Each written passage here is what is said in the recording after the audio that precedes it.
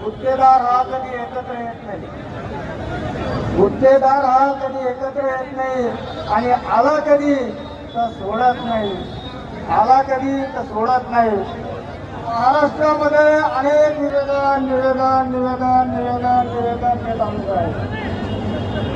प्रत्येक विकास काम आता थांबवल्याशिवाय आपल्याला पर्याय नाही. जर आपण कामं थांबवले नाही आणि जर चालू ठेवले तर आपल्याला हे रस्त्यावर आणल्याशिवाय ठेवणार नाही हे सरकार.